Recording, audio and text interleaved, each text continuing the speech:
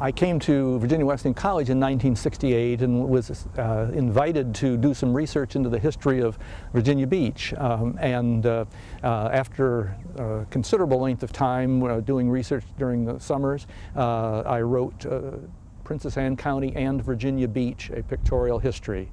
The county of Princess Anne in the era of the American Revolution had a total population of something like 8,000.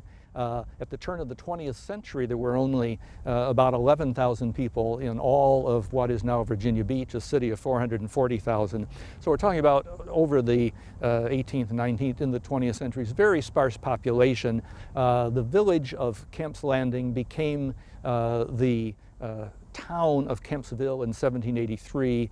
At its peak, probably in that era, had maybe 200 residents, and that number did not increase really before the 20th century. But the commercial activity that was here reflected the positioning of Kempsville on the eastern branch of the Elizabeth River, which was navigable by ocean-going vessels up to approximately the time of the Civil War. In the 20th century, this house came to be known as Pleasant Hall. It was actually constructed back in, we think, 1769 by a man named George Logan, who was a merchant who had operations both here in what was then the village of Kemp's Landing. Skirmish of Kempsville took place here near this house in November of 1775. The British troops who came here were led by the last Royal Governor of Virginia, Lord Dunmore. The British were successful in defeating the Patriots, who scattered relatively quickly.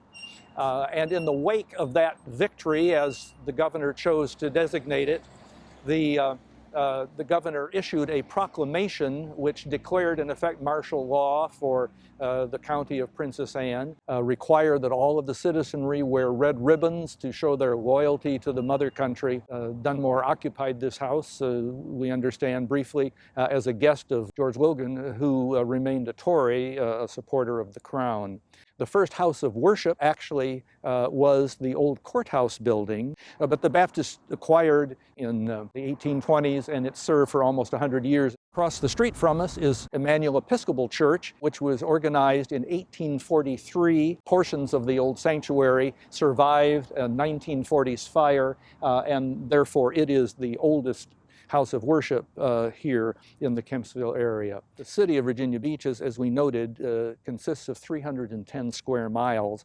Until relatively recently, very rural. And at the beginning of the World War II, there were only 19,000 people in all of the modern city of 440,000.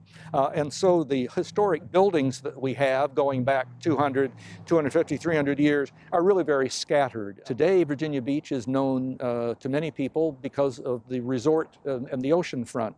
And that was made possible really in the 1880s when a rail line was constructed from Norfolk to the ocean front. There are several buildings at the ocean front which reflect the early years of the Virginia Beach Resort. The DeWitt Cottage that dates from 1890s, the Cavalier Hotel, the Grand Old Hotel that dates from the 1920s.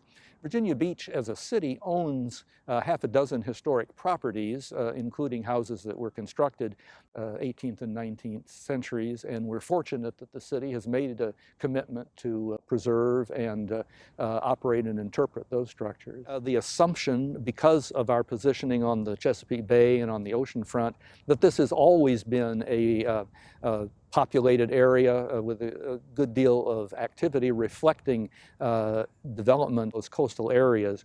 But the reality is that this was a very isolated area because in part there was so little in the way of good transportation routes into the area. In the 1850s, Edmund Ruffin wrote at one point that he thought Princess Anne County was the least known, least visited of all the counties in Virginia. 100 years later, this was the fastest growing county in Virginia, and at one point the most rapidly growing city in the United States.